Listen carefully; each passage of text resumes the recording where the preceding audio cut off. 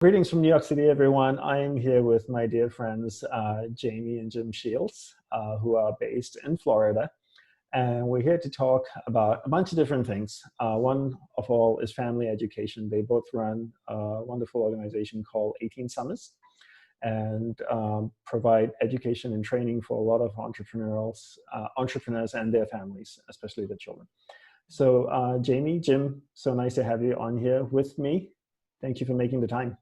Thanks for being here, Dandapani. We Thanks appreciate for having it. us. It's good to see you again. Likewise. How are you guys holding up with all of this going on? We're doing pretty well. I mean, we're fortunate in living in Florida that we've got lots of sunshine and it's warm. So we're still able to, bike ride with just, our main crew. And we're able to be outside and watch the cat catch a lizard and such as that, things that we would take for granted if everybody weren't on lockdown. So we're healthy and that's, most important. Yeah. How are you doing in New York is the bigger question, my friend. Not so great, to be honest with you. I think, it's been very challenging. We don't have a yard. We live in an apartment. New York, as you know, is the most badly hit city.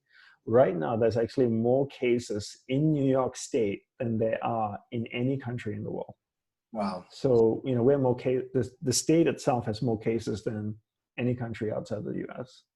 Wow. Any place outside of the U.S. Yeah. So, that's tough. And then, I have an 18-month-old as well, which doesn't understand what's going on. And she used to have an amazing life of going to the library and going to the playground and having nanny come spend time with her, and now she's stuck with mom and dad all day long in an apartment, and it's gray, it's dreary outside, and it hasn't been fun. So that's been really challenging. And on top of that, all her teeth decided to come out right now. Perfect. Right during the pandemic, that's a double whammy right there. I know. So I'd love to chat with you guys. And then I've been talking to various different companies as well and helping them with their teams with mental wellness and kind of safeguarding their mind from all of this and also strengthening their mind. But I think one of the things that people are really having a challenge is with their families. I think a lot of people don't spend time with their families in this way and don't spend as much time with their kids, and kind of like to dive into some of a bit of that and explore that, and any suggestions, ideas, insights, tools that you guys might have that can help navigate. And I think the first thing, really, the place I wanted to start is that how do we look at this as an opportunity?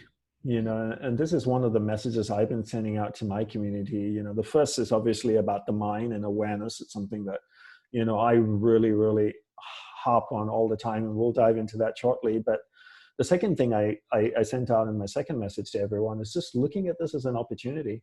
What would you say to people with regards to family? How can someone look at this as an opportunity in their life when it comes to spending so much time with their family?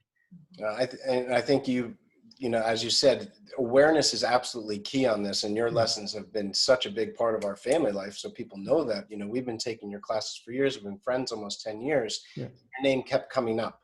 And another activity along the lines of what you've taught us of broader thinking is we seriously asked ourselves, what would our 75-year-old self be saying to us about today?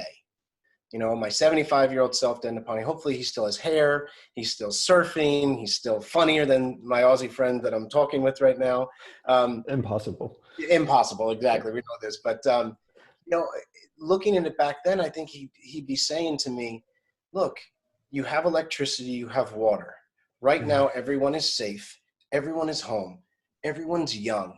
Everyone's healthy. Yeah, there's some business setbacks, but you've been through setbacks before. You lived through 2008. You got through that. Like, this is a golden opportunity where you are able to actually be there and in front of your family that may not come again. Our oldest is 16, and, our name of our company is 18 Summers. So we have 2 more summers with him before he starts to continue on into manhood, and the time will dwindle. The science shows that. So we've been just saying, what a golden opportunity. What annoys us now, the teething and a toddler meltdown because we have toddlers, or teen grumpiness. I think my 75-year-old self, Dandapani, would say, oh man, that's the good stuff. That won't be here forever. There are things that you can slow down and see and appreciate right now that you may never have the chance to do again. So that's kind of the advice we've been trying to give to ourselves. Yeah. And along with, like you said, reframing the opportunity, taking this as a chance to do things differently, a chance to see things in a different perspective. And the best way to be able to do that, and for that 75-year-old self to really be able to harness this time, is to set boundaries and expectations, because you can't be there to comfort the teething if you're on a business call. Yeah. You can't be on the business call if you're comforting the teething. So it's just all about creating spaces and time boundaries, expectations, and letting yourself and those around you know what they are, so that you can really make the most of each moment, whether it's when you and I are the three of us are connecting here, or whether it's you're connecting with your spouse and your daughter, just making certain that there's a time for work and then there's a time for family, so that everyone knows when they have your full attention. I'm so glad you guys are on the same page with this. And there's something I've been telling people, routines are so important right now, and if it's time with family, then it's time with family. There's no phones. And, I'm all about giving the undivided attention. And that's kind of what I'm always pushing on to people. And I know the times when, in the morning when I wake up and I go greet my daughter, from her crib, and we spend the first couple of hours of the morning together, there's no phones involved at all. I don't look at my phone for the first 2 hours. She gets my undivided attention, and I'm just with her completely. And I think for me, that's so significant. What would you suggest in terms of people thinking of creating routines? And now you've got the Brady Ranch at home. You've got a few kids. 4 kids ranging from 3 to 16, 2 dogs, a cat, rabbit, 2 birds. So it's and a husband. And me, which is the big wall probably. So. Right, exactly. How do you manage a routine with 4 kids? Well, I think why don't I talk about Sure. the tech distancing and you the scheduling. Sure. Yeah, the tech distancing. Tech distancing is extremely important now. And you just described it with your daughter. When you wake up in the morning with her, you're pro technology. That's how we're talking right now. That's how you stay in touch with your clients. Yep. But there can't be a crossover in focus. And if we don't have that, we don't have that. And 2 parts of tech distancing. First, everything's been brought home now, Dandapani. Work, school, family, everything's at the home now, and that's a lot. So we don't even realize when we're impeding on the other ground. So a lot of people are taking a rushed business call in the living room where there's chaos all around, and it could be something very serious that you might not want your young kids to hear. And then you might get agitated because they're being kids and being loud, and how dare they when you're on this work call. So what we found is you have to tech distance when you're getting into work, whether it's a spot out in your car or a spot, if you don't have a home office, in your bedroom or a closet. You literally take those completely separate, those calls, those emails, and then take some breaths before you re-enter family life, or have some block time, because if not, you're not that good. As you said, focus can't switch that quick. So if you come off a pretty harsh phone call where there's a lot of people dealing with big business issues right now, and they try to go right into family life right away. My daughter said to me, I remember on the second day, Daddy, why are you so mad at me? I had just gotten off a work call that was pretty challenging. And I thought, oh my gosh, I have to do some tech distancing. When I'm on work calls and that, I have to be on work calls separate and taking them. And then the other side of tech distancing is exactly what you described with your beautiful little daughter. We have a tradition now, Dandapani, that between 5:30 and 7:30, all tech is off in our house. We want to have that family meal again. We don't want to have distraction. Family meal 60 years ago was 90 minutes. The dinner time meal on average was 90 minutes. Today it's 12 minutes. Wow. And we just is it because people have fast food, or? From what we know, it's more. Sometimes I don't even get your jokes anymore. Funny. No, you don't. I was being funny. I'll just hold up a sign next time. My friend, Laugh. My friendship fee just went up for this month, pal. You're okay. It's people are rushing off to something. So to stop that rushing off, what we're doing right now for people, Dandapani, is challenging them to do what we call the mealtime challenge. Again, we want a small victory. Start trying to have, we like dinner. Start trying to have dinner the same time every night, let's say 6 o'clock, and for 30 minutes. Let's start with 30 minutes. No one's allowed to have their phone, their tablet, their laptop, no news on, nothing. You're just returning to the space of family right there. and sharing the meal without the distractions. And as you know, distraction can kill relationships. And that's so important to have periods where your tech is completely off. You're not just taking that. And then times where you're completely on, but you're separate from your family, even though you're all home together. And what do you guys do with the tech? Do you put it away? Do you, leave it in the drawer, leave it in the bedroom? What's your fix?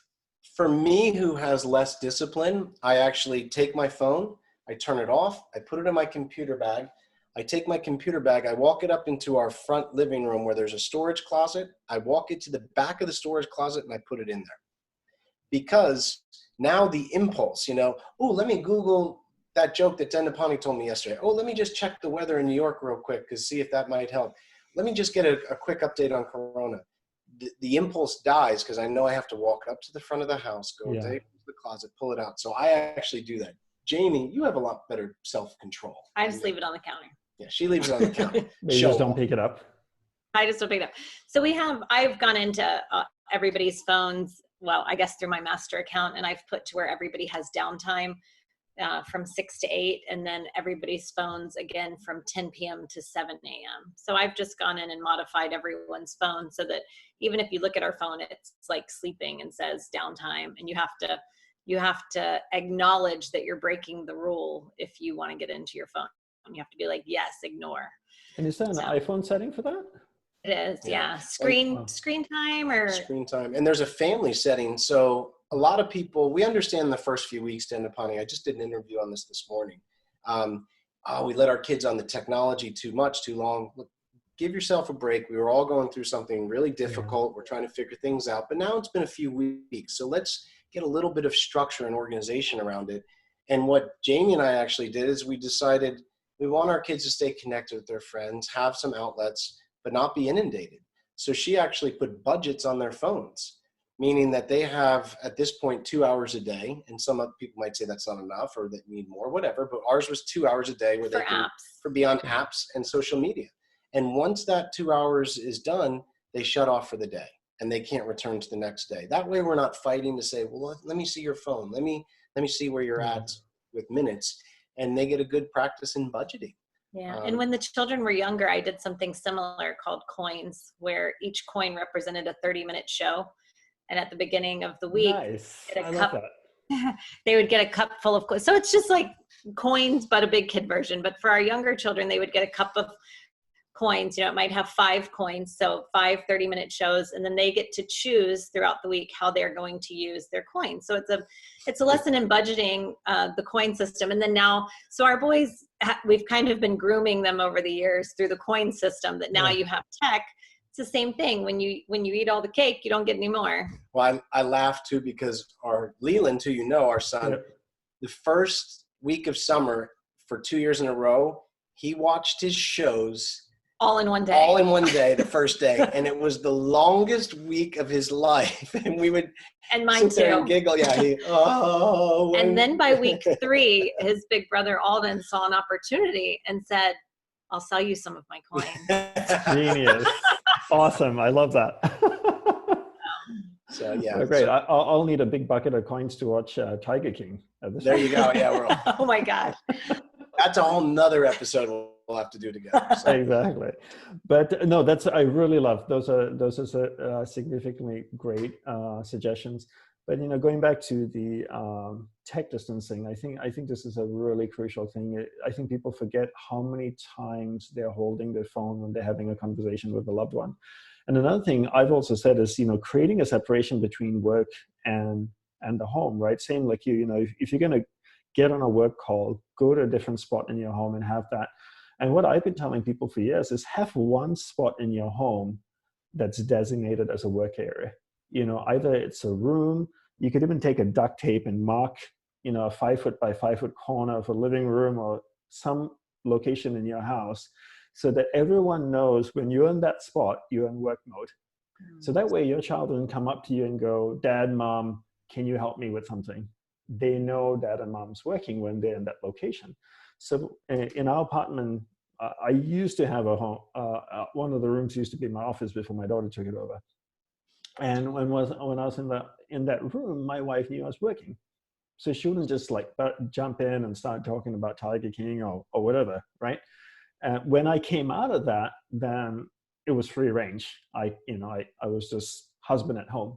But when I was in that room, I was working. And I think that really having a designated space, especially just one space, allows everybody in the family to know what mode you're in and therefore know how to communicate with you.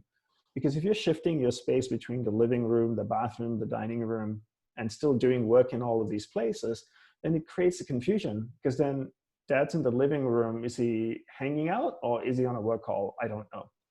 But if it's just that one space, then yeah, if that person or mom, dad's in that space, then they're working, don't disturb, right? And it's very clear for everyone. And the other thing from an energetic perspective too, is that if you have one space that's work, then that the vibration of the energy in that area becomes work related, right? You don't want to do work in your living room. I remember I had an upstairs neighbor in my apartment building who used to say to me, it's like, I just feel like I'm always working from home. I'm always working when I go to work, and I come home, I work. My house feels like a workplace. And I go, where do you work at home? She goes, oh, sometimes I work in the living room. Sometimes I work on my bed in my bedroom. Sometimes I work in the kitchen. Sometimes I work, over here. And I go, yeah, you've just turned your entire apartment into an office. Because you're all over. You're all over the place. No, your living room doesn't feel like a place where you just lounge on the couch, read a book, a magazine, watch TV, because it's filled with work vibration. Yeah. Right. Yeah. So living rooms for chilling out, hanging out with the family, relaxing, your time. So don't work in that space. So I think designated workspaces are also significant in this process. But sometimes people overlook the simple. I think one of the best things you have that same meditation space, and people go, yeah, I get it, find a workspace. But then they don't actually stop, take a breath and say, where will that be? And let me set it up. Like for when this started, we picked because I moved my office out of the house because I didn't like working from home anymore. I wanted that complete separation. Now, ironically, I had to bring it home. So right here in a corner of our room, where we felt was the most away, this is where we do all our interviews. And it's a good space. We like it. And then for my morning meeting that I have with my bigger real estate team, I usually go sit. It's either here or I go to my car now. My truck, there's no disturbance. I'm sitting there and it's kind of my space. But I had to get that clarity because I was crossing the lines. I was all over.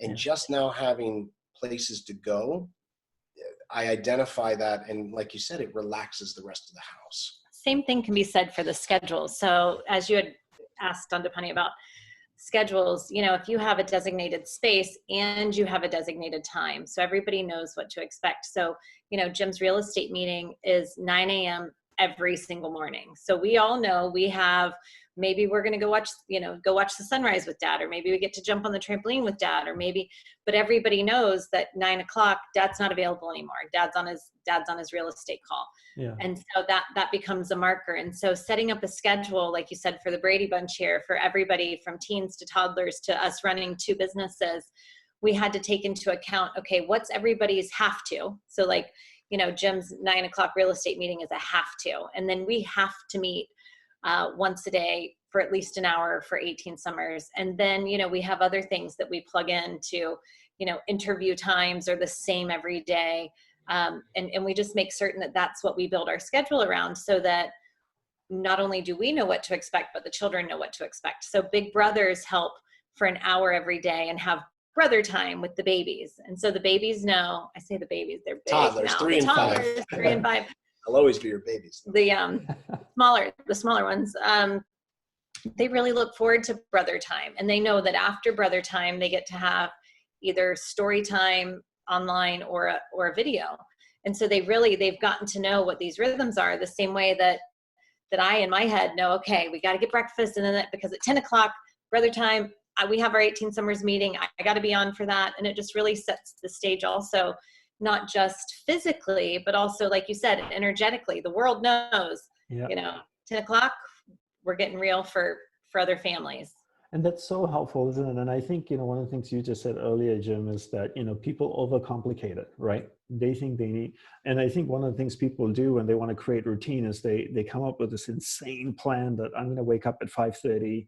I'm going to exercise for half an hour. I'm going to do yoga. Then I'm going to meditate. And I'm going to drink green juice. And I'm going to do breath control exercise. And then I'm going to do blah, blah, blah, soul cycle.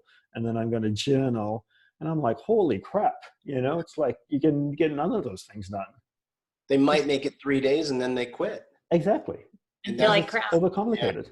Well, and that's what we're seeing with the schedules. We talked originally when 3 weeks ago when this started about helping people with the schedule. Yeah. Now what we found is our big thing is helping them revise.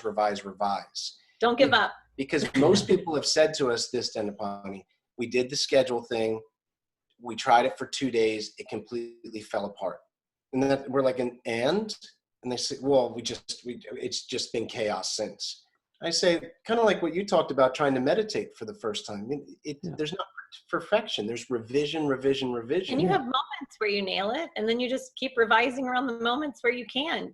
For example, I know one thing that we really took away in the beginning stages of meeting you, I think you brought home from some meeting. I can't even remember where it came from, but that make your bed. Yep. Dandapani, our bed very rarely looks well made, but it is made every single, it might look like total shit to somebody else, but it is officially made every single day. And I do, and I think of you and I'm like, my day can't start until it looks like somebody tried to make that bed. And so, and that's something that we gain from you, but that's a marker. It may not look like the maids came in, but it looks like somebody came in and somebody tried to do that bed. So the markers, small markers. And I love what you guys just said about revising that schedule and that routine, right? Continuing to improvise and make it better and refine it, because I think you're exactly right. People create these things and then just give up, and especially families with kids, right? They try it, this is what we're going to do, and they have a plan, and then it fails after a day, and they go like, it doesn't work. But it is really about refinement, isn't it? Everything you do in life, it's about refinement and the next iteration of it. Yeah. And you can't give up on that revision stage, because that's where the progress starts to happen. That's where things start to get into a groove and into a rhythm.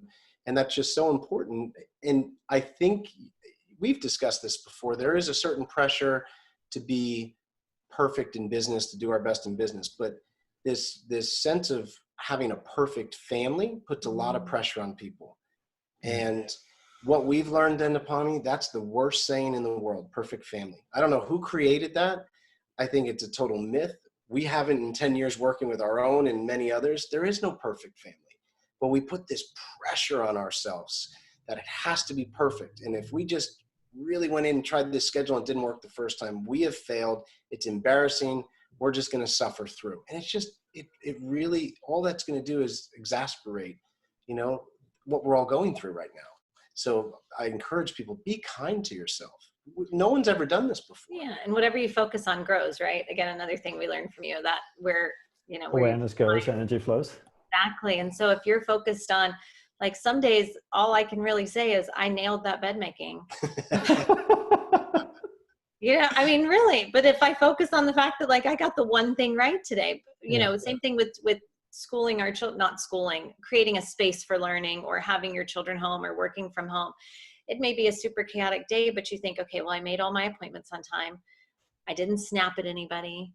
We still made bed or dinner, bed, and story. Okay. There were a handful of hours in there in between that were a little, Wild West, but we got a couple of things right, and just putting your focus there instead of going, and they ate Cheetos and they didn't do any of their lessons today. And Jim was annoying. You know what I mean? It wasn't funny at all. That's every day. So I think that, whatever you put that awareness on is going to grow. If you're focused on those things in which you did well today, I think you'll continue to see more things that you're getting right while being at home. And on the other side, if your awareness is more on where you fell short or where things aren't going right, or, in the tragedy of the world right now, then that's really where your mind, your heart, your body is going to be. Yeah. And I think another thing my guru used to say all the time is keeping a loose weave. He says is the weave is really tight, nothing slips through. But if you loosen the weave a little bit and just let the small things slide, don't sweat the small stuff, just let it go. It's okay. That We are all struggling with this. A pandemic is not something we go through every year. Whenever in this position, businesses are struggling, people are struggling with the businesses they work, people have lost jobs. So just don't sweat the small stuff. Just let it slip by. No one's going to die because of that, And I think just being flexible enough to, like you guys are saying, find a new iteration for your routine, keep modifying until you find something that works. And then it's not, and Jamie, like you said, it's not going to work all day. This, out of the 15 things you plan, you might hit 5, and that's a great victory for me. Yeah. Right. Us too. Yeah. And knowing what to expect by having a routine, right? So for example, my daughter loves to watch this little Spanish education cartoon on YouTube, and we started at 5 every day. But she'll ask me sometimes at 8 o'clock in the morning. She'll come and go, and she'll, say the word, and I'm like, it's in the afternoon, and then she won't ask again. Then she'll come back again at 2 and ask me. She won't ask her mom. She'll come ask me because she's got dad under her thumb, and I'll say no, and then she'll wait till 5, and so we all know what to expect, and she knows what to expect as well. Yeah. And having that expectation is so key. That little things like that. Right. And one thing I wanted to share with you guys as well, and just for your listeners as well, is that, routines calms the instinctive mind. So if you look at the mind in a very simplified way, you could break the mind into 3 parts. You could say there's the instinctive mind, which is the animal nature of us that's tied to our physical body. And that's the eating, the interacting, sexual area of the mind. That's the instinctive area. Then you have the intellectual area of the mind, and then you have the intuitive area of the mind. And that instinctive nature, which we all have, is where we experience fear. Fear, worry, anxiety is all in that instinctive area of the mind. And one way to calm the instinctive area of the mind is to create routines in your life. So if you look at military and if you look at monks, what are the 2 common things they have? Discipline and routine, right? Their whole life, their whole day is structured. I've never been in the military before, but I can only imagine that they wake up, they shower, they do this, they do this, they do this, but the whole day is structured and then lights out at a certain time.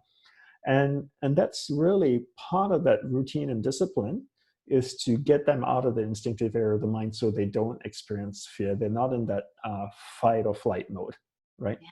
So when they go to war, they're not going like, oh my God, the enemy's coming, I'm going to run, or I'm going to fight. And when you're out of that instinctive area of the mind, you move to the intellectual area of the mind. You can start thinking with reason. I see the enemy coming. What should I do? Maybe I should circle around them, or I can take this strategy, or I can do this. And the same way with monks as well. Monks create routines so they come out of the instinctive area of the mind. And for the monks, they might not be feeling fear or worry, but if they're in the instinctive area of the mind, they might be thinking like, well, I want to have sex because I've been celibate for 20 years, right? So having a routine, having that structure pulls awareness out of the instinctive area of the mind into the intellectual area of the mind, and then allows you to look at things objectively and start to reason and make sense. And to me, that's another great reason, in the time when so many people are feeling fear and worry, to actually why it's so much more important to have routines right now in your life. And how powerful is that for children as well? Because you have a better understanding of this, like for children, without them even knowing that. I'm sure your daughter, just knowing that's at 5, that's probably just released fear in her, wouldn't you say? Or 100%, for sure. Having that routine, she wakes up every day around 7, she goes to bed by 7:30 at night. Her whole day's routine, right? Same like you were saying, Jamie, it's like, it's having dinner, it's having a bath, and then, it's, putting on her pajamas, having some milk, story time, and then there's a routine before she goes to sleep. And even putting her down, we've just come down to routine. The routine even goes to like what lights we turn off in a room in what sequence. That's right. So I turn off one light, and then I pull the blinds down, and then I turn off another light, and then I put it down, and then what I do after that, and how I walk out of the room. It's the same thing every day. See, but let me bring up an interesting point, which I stand on the same side of the fence as you on this. But some people would say, well, Dandapani, it sounds like then you and your daughter and Jim and Jamie, you have no freedom in your life. It sounds like you're in bondage. And what would you say to that? I because would say discipline breeds freedom. that's what we've found. Yeah. But for some reason, people think if you're setting this routine of I'm going to meditate at this time, I'm going to take work calls at this time, I'm going to do our walk at this time, they think it takes away freedom. But you found the opposite. Complete opposite. And there's so many people that would say that I know of, the people that I surround myself with, that would say the same thing, that discipline breeds freedom. You know that by creating that structure, you allow yourself to experience more of life as opposed to less, less things. I get to, in that half an hour space, really experience my meditation practice, or completely be with my family, because I know this is my time with my daughter. I don't have to think about work. I don't have to think about all my speaking engagements for the rest of the year that's been canceled and how that's affecting my business, or my wife that had to close a clinic in the city, because of this pandemic and everything. And, how is she going to revive her business, or what's going to go on? I don't have to think about that. Now's my time with my daughter, and I can give her my undivided attention and just be completely present. Because once that time with her is over, then I can shift my awareness, move my awareness to the next bucket of things that I need to focus on. Yeah. And, one of the things, I always tell people as well, with understanding awareness in the mind, and, you guys have done the course and heard me speak a few times, we talk about how the mind doesn't move, but awareness moves within the mind, right? And wherever your awareness goes, and we looked at awareness as a ball of light, and if your awareness goes to the sad area of the mind, it lights up that area of the mind. If it goes to the happy area of the mind, it lights up that area of the mind. And your goal is to control where your awareness goes in the mind. One thing, I would like to share is that anxiety comes when you allow awareness to jump from one thing to another in your mind. So, for example, you guys have, the 18 Summers project that you do. Then you have your real estate business, the family going on. So if your awareness is going like, oh my gosh, I got to deal with all the school stuff and take care of that, and then like literally 20 seconds later, you go, I got to get back to people about the 18 Summers program that we had for this year. Maybe we have to cancel the summer program because of all of this. And then, I got to call the guy back about the real estate. All of this is happening in the space of 1 minute, where awareness is jumping from one thing to another to another.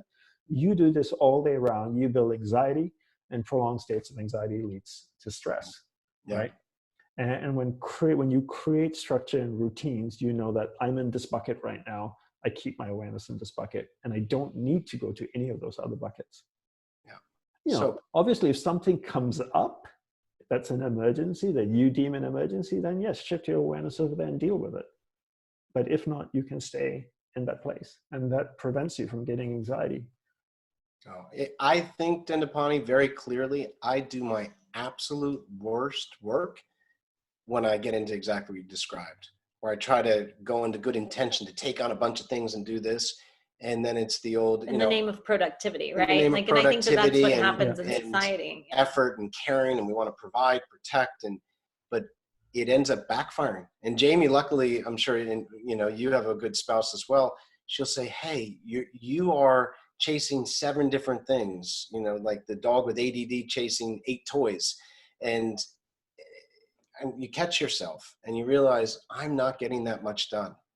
And I'm exhausting the rest of the family, and I'm probably creating anxiety, where you're trying to do better, but that's one thing I've realized, and we've tried to play off each other in that we own a very big position in our family, whether to create more anxiety or create more peace.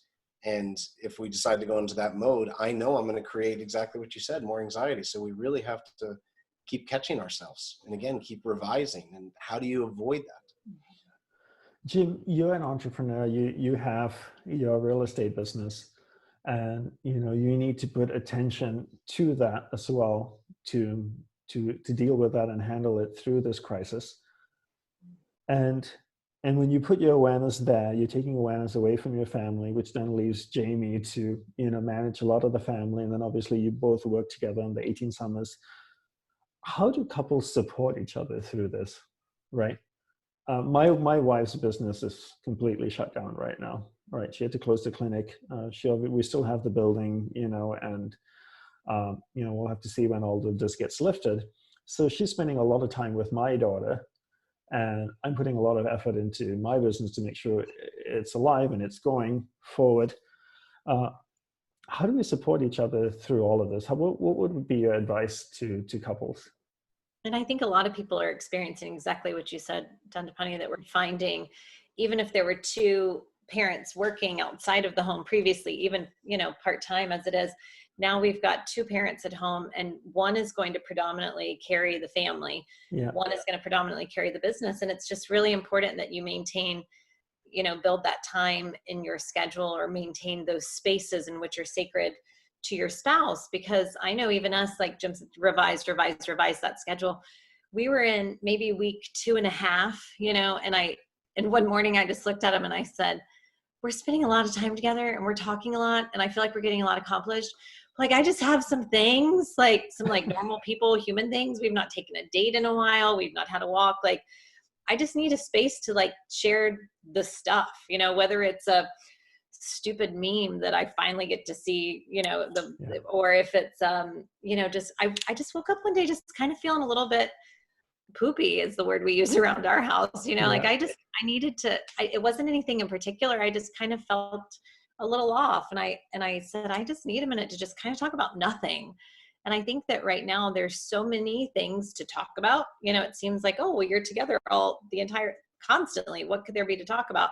But I feel like, okay, so we're talking about the real estate business. We're talking about 18 summers. We're talking about other families. We're talking about our own families. We're talking to 4 children. That's a lot of like logistical conversations, and you would think that somehow it'd be simplified when you're all together, but it's not. It kind of leaves you touched out, both mentally, emotionally, physically. And I think that keeping in mind that it's a normal thing to feel overwhelmed by all of this, but it's also super important to make sure you take a moment, whatever that may be, whether it's once a day I'm going to shower, and that means I'm alone, the same way that you create that office space, your shower becomes your office for those 20 minutes or whatever it may be. Or that's if you don't have a toddler that wants to come watch you shower. Right? I know. I bought a bunch of shaving cream, cheap shaving cream, and I keep it in the bathroom so that if they get in the shower with me, they spray the glass, and they're in charge of cleaning the glass in the shower. Awesome. And that way, brilliant. Alone. I'm like, whew, I get to take care of myself for just a moment, and they're taken care of. So just kind of finding that time, or if it's, hey, if mom and dad have this coffee mug in their hand, we're going to kind of have a moment together. If we're sitting in these chairs and this mug is in my hand, we're going to have a moment, because right now we've got to extend a lot of grace and courtesy to one another, and understand that we're doing our best. And that's one thing that we've hit up against a couple of times. There's been moments where I've not been my best, and I appreciate that Jim recognizes we got a lot going on right now. You were a little short. Are you mad at me? I wasn't trying. And I could acknowledge, oh my gosh, no, I'm just, like, I'm a normal person. Sometimes I get cranky too. And so I think just being open, honest, and giving each other that grace. I think that is so important, right? And I love the words you use, Jamie, extend some grace and courtesy to your partner, because it is a stressful situation, and it's not a normal situation. And we just really need to make sure we do that, to extend grace and courtesy. Two things here. One is, you mentioned about taking time, and I noticed that as you were speaking, that, when my wife and I have free time, we're either talking about my business, we're talking about her business and what we're going to do. We're talking about a project in Costa Rica and, what's going to happen over there. Well, all our free time is spent coordinating and talking stuff. And then every now and then we'll share a meme, but I think it's maybe taking 5-10 minutes out to just talk nonsense, or just look at funny stuff on the internet. Yes. We were to be really human, because have to be we're all having to be super human right now. Our habit, and this is something, again, revising, we were in a really good rhythm. I mean, we were rolling with our every Wednesday night, 5:30 to 8:30 was date night. Dandapani, you couldn't reach me for a podcast, investor meet, nothing. Our children knew that our nanny was coming that night, and we would go out and we'd call it date night with a question. So we have a deck of cards that we made where we just compile questions. So it's not, how was the weather today? What happened at preschool today? It's, name the moment you figured out that you love me. Who's your best friend in the whole world? Dandapani. Next question. Exactly. But we were really good where we were not talking, our phones were off, and now we're trying to have to redo that. And like Jamie said, we're trying to steal like a tea every day where we sit in our glass room and we're going to talk. And sometimes we've seen, like, we had a really big 1 hour work schedule, and this was 2 weeks ago. And Jamie just stopped and said, I really need to talk about some emotion stuff. We scratched that hour, and she literally just talked to me for an hour, and I listened, which I can stink at sometimes, being the ADD fire red. But man, that 1 hour regrounded. And then a week later, I literally looked at Jamie and said, sweetheart, I'm feeling like I can't keep this pace up. Like, I was feeling overwhelmed. I was trying to help so many people and families and this, and hold the business and over secure our kids. And we sat and talked for an hour. And we just basically called a timeout and said, this is important. And maybe it shouldn't get to that, but just acknowledging that, sharing that to say, hey, here's where I'm at right now, takes a lot of courage and vulnerability. But let me tell you, that conversation for her that day, and then that one for me, I'd say that was our steroid in the last few weeks. And you just have to be open to your spouse to say that, and then hold the space. Even if other things have to go on, just call it timeout, shut down, and bring things back together. Another thing sorry, go ahead, Jamie. No, I was just going to say, another thing that kind of brings that moment for us, not necessarily as spouses, but all of us as a team, is that at dinner we do, and maybe you already said this, that question, what was the best part of the day and what was the weirdest part of the day? And so it's kind of a space for us to just say a little something about our day. You know, when you have teens that maybe don't naturally open up or don't know how to say the things that they're feeling, when you have toddlers that are all over the place, but when you're sitting together, you all have the same question. It's nice to hear what our children view was the best part of the day and what was the weirdest part of the day. And for Jim and I, it's an opportunity for us to share with the children too. So for example, we've been talking with a network about doing an interview, and we've been really excited about it. We've been working on it for a week, and all of a sudden we like shared something about animal shelters, and the network contacted us, was like, oh, do you want to talk about the animal shelters? Jim and I are like, no, we want to talk about 18 summers. But it was so funny because it was just a moment in our day that maybe we wouldn't have had the break in the day to tell them, you want to hear something so weird? Dad and I have been really excited about this thing. And then they were like, oh, forget 18 summers. Can you tell us about these dogs that are piling up in the shelter? And it was just kind of it gives us a release to connect with each other. And our toddler just makes noises because he thinks it's funny, and it means a lot to him to get a good laugh from everyone. So even doing little routines like that or rhythms like that give you a space to connect. And it's so important also, I think, for people to find their own version of this, right? And to actually incorporate that in their life. And what Jamie or Jim or myself is sharing are just suggestions and ideas, but to also look at these things and come up with what works for your family. One thing you mentioned earlier, Jamie, I wanted to touch on and ask you guys for your thoughts is that, a lot of couples are finding themselves in a place where, one's carrying the burden of work and then the other one's carrying the burden of the family, right? I'm finding there's resentment building up, right? Especially from the one that's holding the family up or doing the family, because they're going like, well, you can carry on your normal life working, doing this. And now, especially if both were working parents, and now I'm here and I'm running the home and I'm trying to figure out meals and I'm trying to do this, trying to do that. Any thoughts, suggestions on navigating that? I think that it goes back to that same grace and courtesy. Understanding, because I even fall into moments of that. For example, just last night, I was sharing with Jim, gosh, I just wish I had a moment in which I could say I needed something, and not that he's not available, but that I see that he's working really hard, and I know I'm working really hard. So then I'm just trying to figure out, okay, so then who gets the attention and when? And I think that that's probably a valid question lots of relationships are having right now. And so I think that creating a space for communication is just going to be huge right now. And that space for grace and courtesy, and saying, I see all of the little fires and the temper tantrums in business that Jim's putting out, and he sees and hears the ones I'm putting out at home. And so I think that it's possible.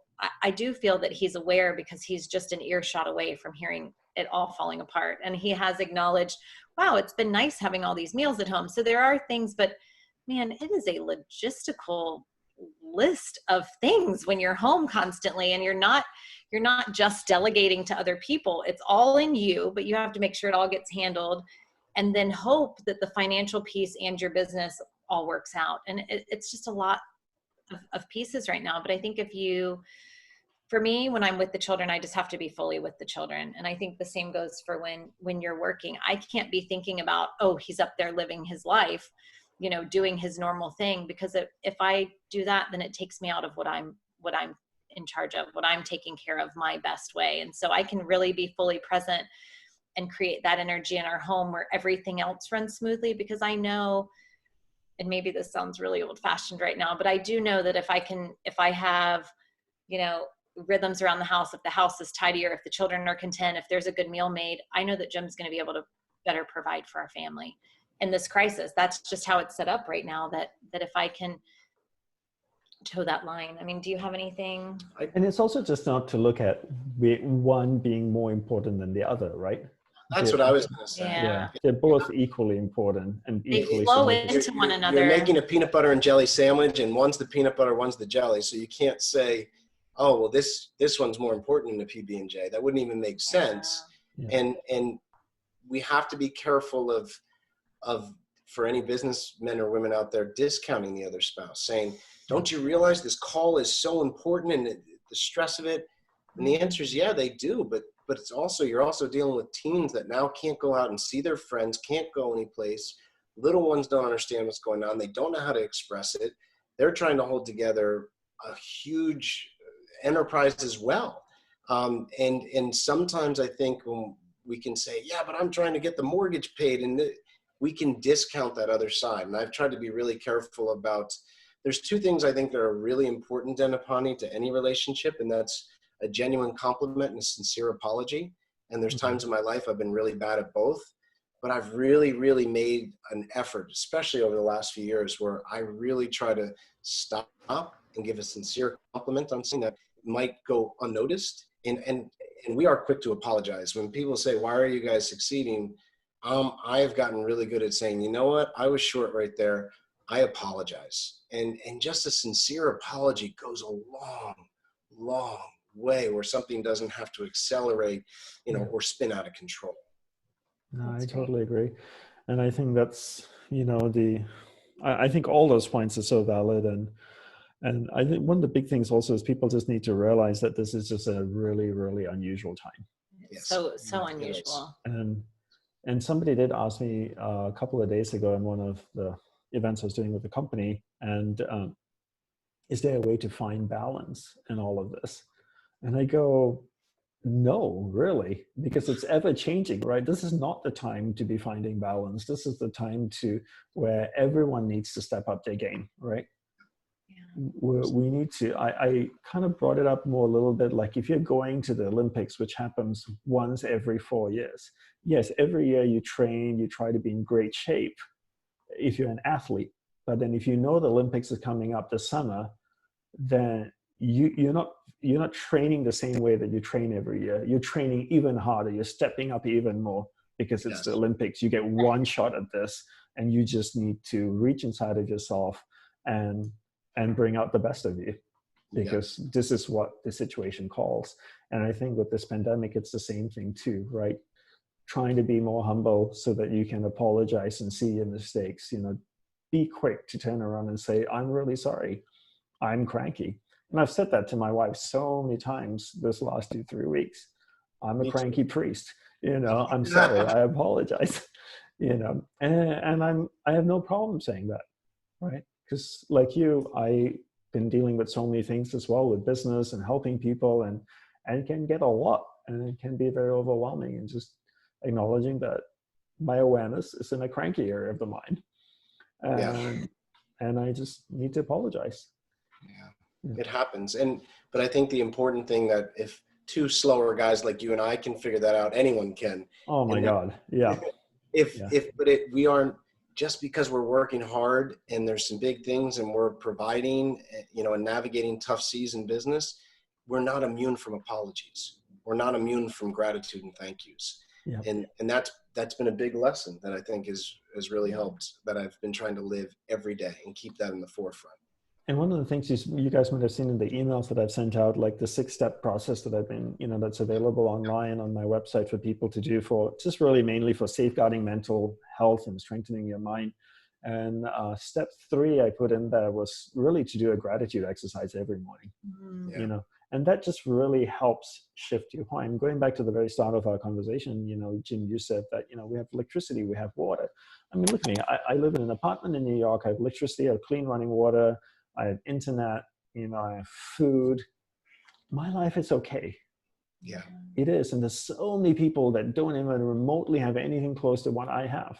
And when I can shift my perspective from what I don't have, which is really more an inconvenience, to as opposed to what I do have, good health, then I start to view things differently.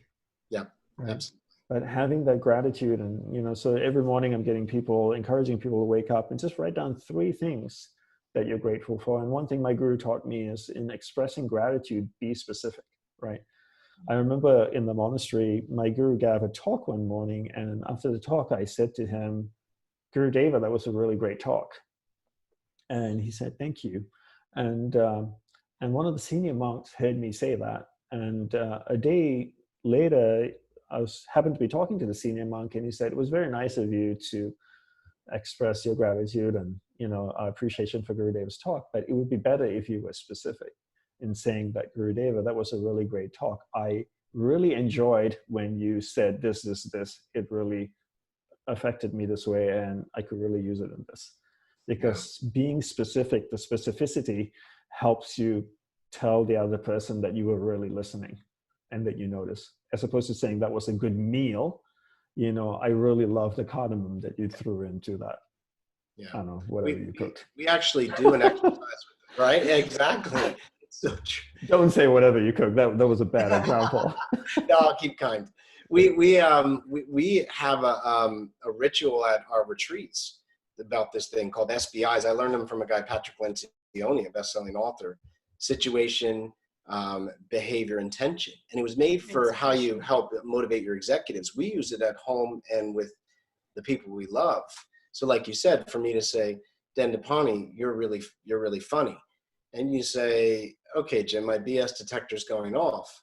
But if I say, "We've been pals for 10 years and had a lot of laughs, but something I'm thinking of in particular is when we were sitting there having pizza in Nosara after working on the farm, and you started busting my rear about my surfing skills, and I just felt really, simple and happy, and my sons got to see it and inspired me to bring my sons around more of my friends." And that's an example where now it's like, okay, I can own it. I remember sitting there with me, you and Nick and your boys and that, and us joking about that. And wow, that made you feel happy and simple. Like, that's 2 beautiful things, and inspired you to bring your friends around your sons more. It gives a higher thing. So like you said, being specific is just so key to deepening the potency. I'd love to ask just the final question for now. What would the 75-year-old Dandapani say to Dandapani of today? Make use of this opportunity. One of the things is that the best time to make significant changes in your life is when there's a crisis. And the simple way I would look at it is that if you look at your subconscious, so the short answer is make use of this opportunity to really create significant leverage in your life. Don't waste this, right? And I wouldn't even use the word opportunity. I say make use of this experience to create significant leverage in your life would probably be a better way to phrase it.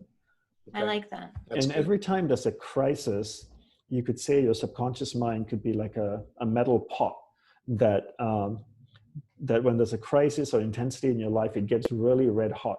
And whatever shape it has, it's turned bright red hot now. And now is your time that you can take a mallet and you can remold it, right? Because when this crisis ends, which it will end because every crisis ends, then it's going to take on the new shape as it cools down. The same way that, I would heat up a metal spoon, it gets bright red hot, I take a mallet and I can shape it into a fork or a knife or whatever I want. I can only shape it when it's bright red hot, right, during that intensity. And then, but if I don't do anything, this crisis is creating this intensity for everyone. But if my spoon heats up and gets bright red and I don't hit it with a mallet and reshape it, then when it cools down a few months from now, it's still going to remain a spoon. So don't remain a spoon. Yeah. You know, use this experience that we're all having, that's the intensity of this experience, to really reshape your subconscious. Because, you know, it's a rare experience that we're having. And yes, it's tough, it's challenging. There's so many not so great things that are coming out of this, but we can also use it to create significant, amazing changes in our life and in the world around us. Yeah, totally agree. That is very, very well said. I love it. I was taking pages of notes. Like, that's good.